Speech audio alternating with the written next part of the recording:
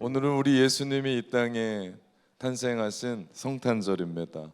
우리는 예수님이 탄생하시는 이 땅에 오신 이유에 대해서 함께 나누었습니다. 사랑으로 오셨고 용서로 그리고 섬김으로 그리고 우리와 함께 하시려고 우리 예수님이 이 땅에 오셨습니다. 우리 어제 성탄 테마 예배를 하나님 앞에 올려드렸는데 오늘 임마누엘 찬양대가 또 그 생각을 소환하게 할 만큼 멋진 칸타타를 보여주셨습니다. 저는 어제 성탄 테마 예배 드리면서 그 감격이 아직도 잊혀지지가 않습니다. 집에서 생각하면 생각할수록 기쁜 거예요. 우리 할머니들의 춤부터 시작해서 우리 사파이어 아이들의 암송과 안무 너무나 기뻤고 흥분했고 감사했고 감격했던 그런 시간이었습니다. 모두가 예수님이 이 땅에 탄생하심을 기뻐하고 축하하는데 진심이구나라는 그런 마음을 느꼈습니다. 제가 어제 그 행사를 보면서 테마 예배를 보면서 세 가지를 감사했습니다. 첫째는 담임 목사가 춤을 못 추니까 이런 성도들을 저에게 주셨구나. 하나같이 그 누구를 남녀노소를 막론하고 춤을 추시더라고요. 제가 정말 상식을 깬 건 고요한 밤 거룩한 밤을 맞춰서 춤을 추시는 어른들을 보면서 놀라웠습니다. 두 번째는 우리 목장에서 성탄 테마 예배 준비하자고 그랬더니 정말 진심으로 최선을 다해서 준비하셨다는 겁니다. 우리 할머니들이 그 입고 오신 한복을 보면서 제가 참 가슴이 뿌듯했습니다. 저분들이 언제 저 한복을 입고 저렇게 허리춤에 허리에 한복을 꽂고 춤을 추셨을까? 모두가 다 깨끗한 다 새 한복이요. 다 맞추셨나? 네. 그리고 그 성탄 장식품을 또 어디에서 구했는지 물어봤더니 다이소에서 다 샀다고. 주일 예배 드리면서 어느 한 업체를 광고하면 안 되는데 다이소에서 다 사왔다고.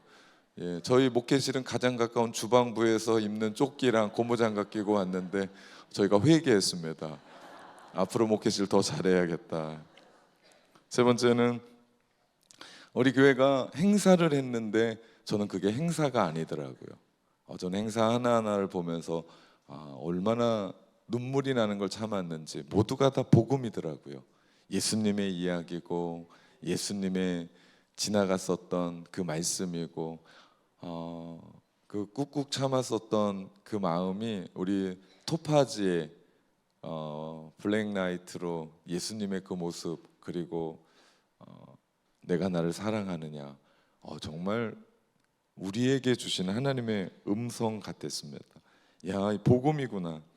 거대한 우리 신앙 공동체가 함께 쏘아 올린 복음의 행렬이구나라는 것을 어제 느끼면서 감사했습니다. 저희 어머니 집에 갔다 교회 성탄 행사 마치고 집에 가시더니 곧바로 자기네 교회 유튜브를 틀어서 성탄 행사를 구경하고 있더라고요. 아니 그러려면 우리 교회를 왜 오셨냐고요. 아들 내일 성탄 설교 준비하는데 그것도 크게 틀어놓고 듣고 계시더라고요. 그러면서 하시는 말씀 제가 그것 때문에 안도했습니다. 낙원교회보다 못하네. 이상하네. 예전엔 잘했는데 이상해졌네. 제가 그 말씀을 듣고 얼마나 기뻤는지.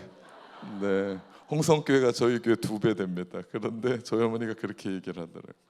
어제 성탄 테마 예배가 2시간 30분 드려졌습니다. 이 자리에 있었던 시간만큼 아무도 안 가시고요. 피자랑 치킨 때문에 그러셨나? 아무도 안 가시고 이 자리를 지키며 끝까지 남아 계신 분들을 보면서 너무나 기뻤습니다. 사실 어제 등수를 발표하긴 했는데 정신없어서 등수를 매길 수 있는 게 아니었습니다. 모두가 다 1등인 교회, 주 안에서 모두가 1등인 세상, 이곳이 바로 낙원 가족들이 하나님께 드리는 성탄의 마음인 줄 믿습니다. 그래서 어제 함께 먹는데 피자랑 치킨이 부족했다고 그러시더라고요. 내년엔 더 사겠습니다. 네. 그리고 우리 청년이랑 토파즈 아이들이 못 먹었다고 그러는데 다음에 또 드리겠습니다. 오늘은 저는 성탄을 맞이해서 성탄과 평화에 대한 이야기를 여러분과 나누고자 합니다. 오늘 말씀 2장 14절 말씀인데요. 우리 함께 같이 읽어봅시다. 지극히 높은 곳에서는 하나님께 영광이요 땅에서는 하나님이 기뻐하시는 사람들 중에 평화로다 하니라. 아멘. 2000년 전 양을 어느 날 양떼를 지키던 목자들 사이에 수많은 천군 천사들이 나타나서 이 노래를 하는 겁니다. 평화의 왕, 평강의 왕이 도래하신다. 그날 밤 베들레헴 근처에 천사들이 노래했던 이 말의 뜻이 무엇이었을까요? 평강의 왕, 이 땅에 평화가 온다라고 했었던 그 평화가 무엇이었을까요? 이 말은 세계에 곧 예수 그리스도 오시면서 평화가 온다라는 말은 아니었을 겁니다. 왜냐하면 우리가 살아가는 이 시대는 아직도 평화하지 않거든요. 지금도 세계에 크게 터졌던 두 개의 전쟁이 마무리되고 있지 않습니다.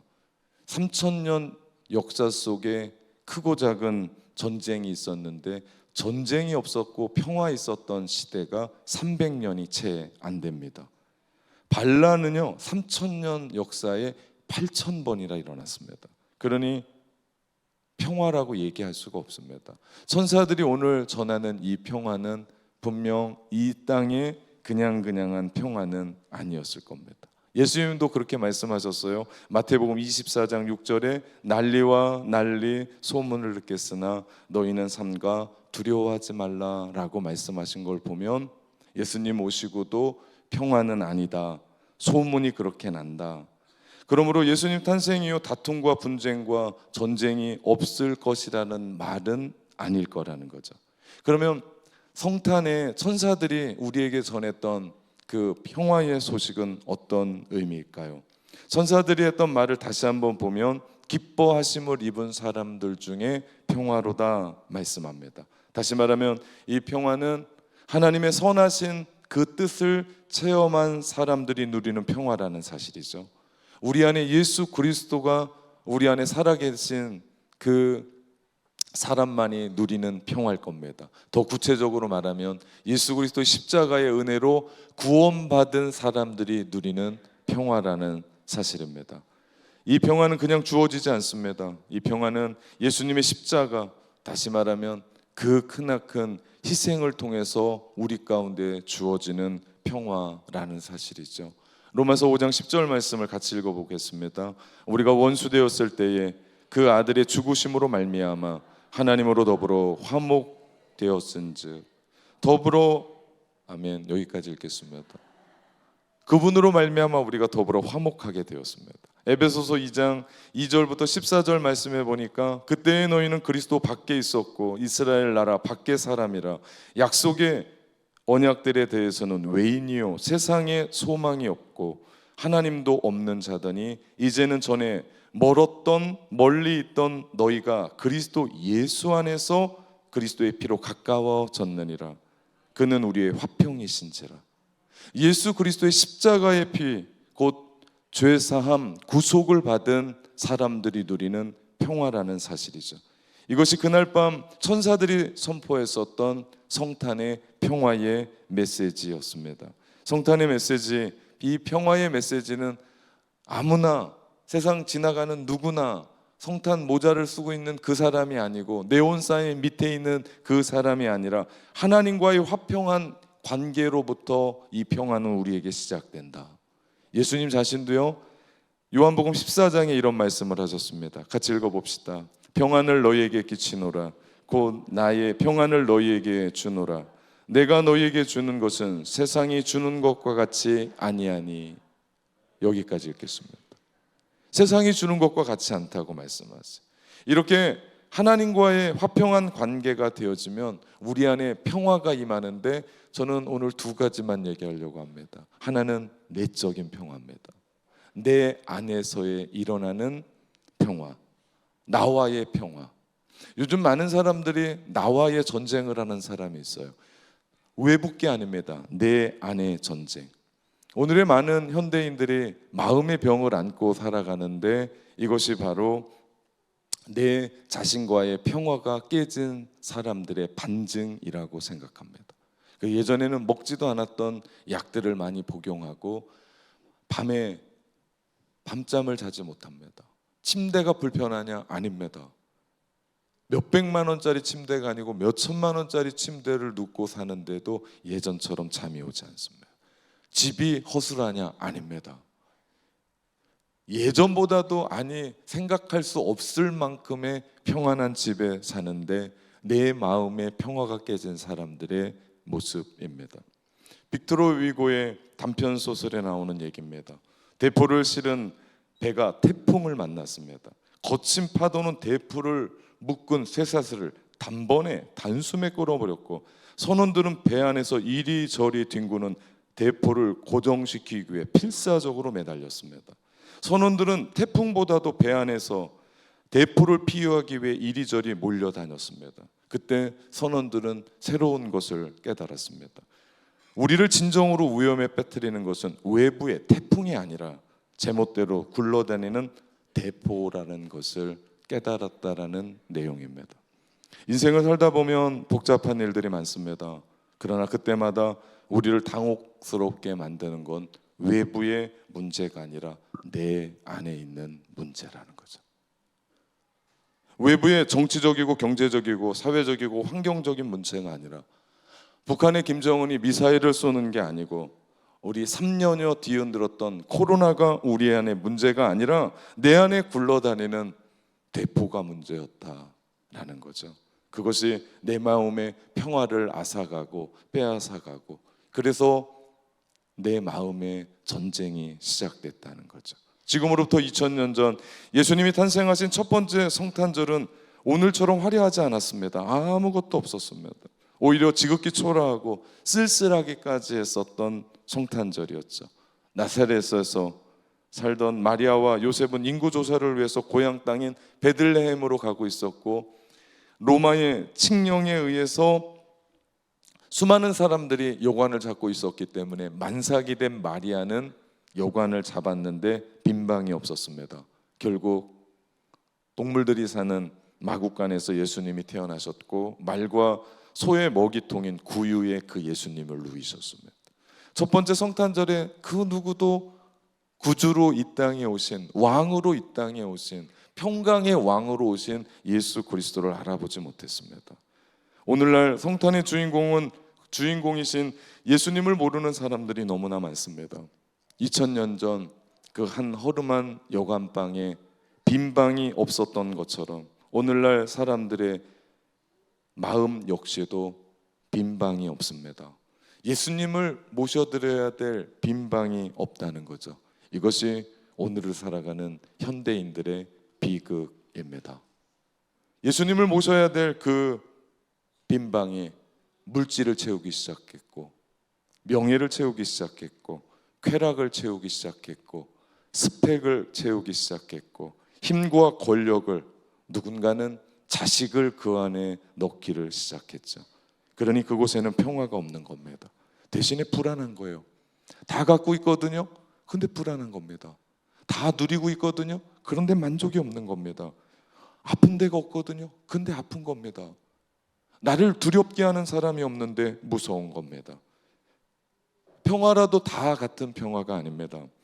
당시 유대를 지배했었던 로마가 가지고 있었던 평화는 팍스 로마라고 그래서 그들은 힘의 철학을 가지고 지배하는 평화였습니다. 로마는 칼과 창을 가지고 가서 지배국들을 모조리 제패했습니다. 승리의 평화, 전쟁의 억압과 착취로 상대방을 죽이고 고통받고 눌러서 아무 말도 나오지 않게 하는 평화, 이것이 로마식의 평화였는데 팍스였습니다. 그러나 또 하나의 평화가 있는데 이것은 히브리식의 평화요, 샬롬입니다. 우리가 주일날마다 함께 인사하는 샬롬 샬롬 하는 인사. 히브리식의 평화, 이 히브리 민족의 평화는 내적인 평화요, 정신적인 평화입니다.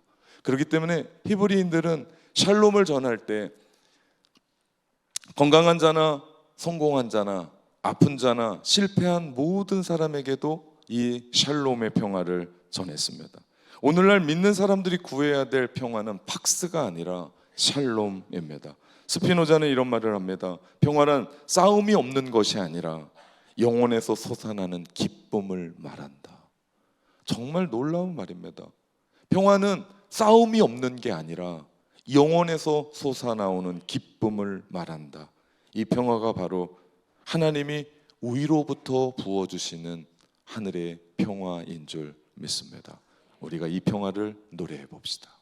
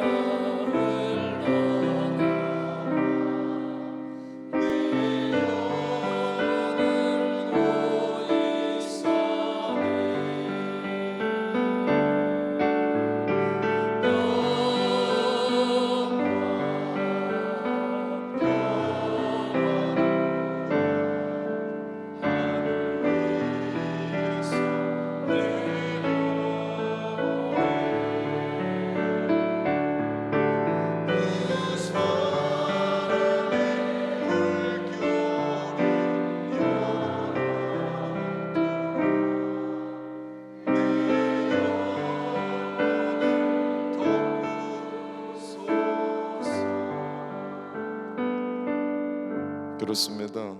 선사들이 전했던 평화가 바로 이거였습니다. 성탄의 평화는 하나님과의 평화로부터 시작됩니다. 그것이 바로 나의 내적인 평화입니다. 오늘 예수 그리스도의 탄생을 축하하며 이 자리에 예배하는 여러분의 마음 가운데 하늘로부터 내려오는 하나님의 샬롬의 평화가 여러분의 삶과 가정과 자녀들 위에 넘치시기를 주님의 이름으로 축원합니다. 기뻐하심을 입은 사람들의 평화로다.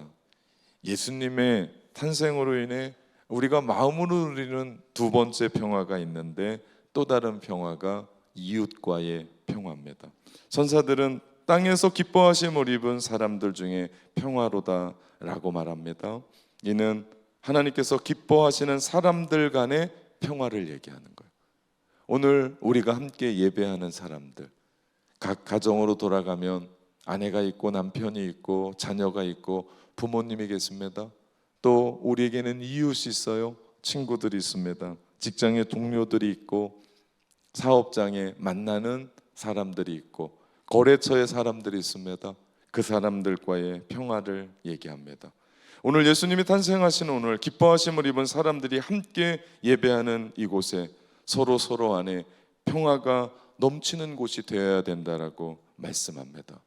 크리스마스 기적으로 알려진 이야기가 있습니다. 1914년 1차 세계대전 때 벨기에의 이프로 지역에서 있었던 일입니다.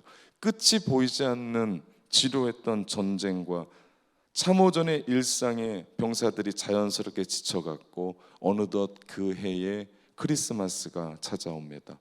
참호 속에 대치했던 영국군과 독일 병사들이 각자의 참호에서 크리스마스 캐롤을 불렀는데 상대방의 참호에서도 캐롤 소리가 들려옵니다. 그러자 누군가가 참호 위에 촛불과 전등으로 장식된 작은 크리스마스 트리를 올려놓기 시작합니다. 참호 위에 촛불과 트리들이 밝혀지기 시작하고 이 계기가 돼서 양측에 수많은 병사들이 너도 나도 참호 위에 올라왔고 서로 포옹하고 담소를 나누고 크리스마스 선물을 교환하며 그러다가 양측 참호 사이에 버려져 있던 양군의 시신들을 수습했고 뒤이어 축구장을 급습해서 팀을 나눠 축구까지 했습니다. 밤이 되자 그들은 다 같이 크리스마스 캐롤을 부르고 전쟁이 끝나기를 기도한 다음 각자의 참호로 돌아갔습니다. 이 기적을 이끌었던 노래가 바로 고요한 밤 거룩한 밤입니다. 우리가 이 찬양을 함께 해봅시다.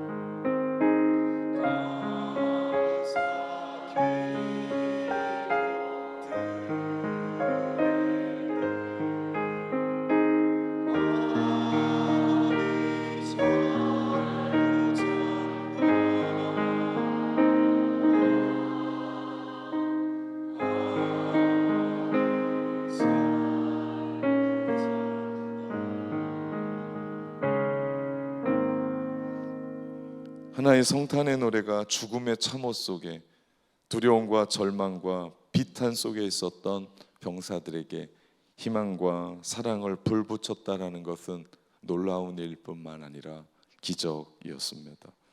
이것은 그들이 고향에서 매년 맞이했던 경축했던 성탄절이 가져다 준 값비싼 선물이었습니다. 성탄절에 경축이 없었다면 일어날 수 없었던 기적이었죠. 누군가가 여러분에게 상처를 주었습니까? 제대로 알지도 못하고 여러분을 오해합니까? 혹 지금도 미움을 받고 있습니까? 괜찮습니다. 그저 흘러보내십시오. 다른 사람들과의 평화의 관계, 또 나 자신과의 평화의 관계가 혈기를 내고 싶은 마음보다 더 가치가 있습니다. 기억하십시오. 평화는 내가 상대방을 가격했을 때 맛보는 짜릿한 만족보다 더 비교할 수 없을 만큼 가치가 있습니다. 우리는 선을 행하며 화평을 찾아 따라야 한다는 우리 시편의 말씀을 기억합니다. 우리의 본성은 복수하고 싶어요. 우리의 혈기는 복수가 더 가깝습니다. 복수가 안 되면 욕이라도 해주고 싶은 것이 우리네의 마음입니다. 그러나 하나님께서 평화를 구하라고 말씀하세요. 하나님의 아들은 하나님께 기뻐하심을 입은 사람들 사이에 평화로 오신 평강의 왕이시기 때문입니다. 우리가 그 평화를 받아 누리는 사람이라면 이제는 그 평화를 위해 노력해야 돼요. 이제는 내 안에서 그 평화를 누려야 됩니다. 이제는 나와의 화해가 일어나야 됩니다. 가족 안에, 교회 안에, 지역 안에, 직장과 학교와 목포라는 도시 안에서 이 평화가 누려져야 되는 줄 믿습니다. 사랑하는 성도 여러분, 그리고 어린이 여러분, 메리 크리스마스. 우리 성 프란시스코의 평화의 기도로 우리 함께 기도하겠습니다. 주여, 나를 평화의 도구로 써 주소서. 미움이 있는 곳에 사랑을, 다툼이 있는 곳에 용서를, 분열이 있는 곳에 하나됨을, 잘못이 있는 곳에 진리를, 의심하는 곳에 믿음을, 절망이 있는 곳에 희망을, 어둠이 있는 곳에 빛을, 슬픔이 있는 곳에 기쁨을 심게 하소서. 위로받기보다는 위로하며, 이해받기보다는 이해하며, 사랑받기보다는 사랑하게 하소서. 우리는 줌으로써 받고 용서함으로써 용서받으며 자기를 버림으로써 영원한 생명을 얻고자 합니다. 예수님의 이름으로 기도합니다. 아멘.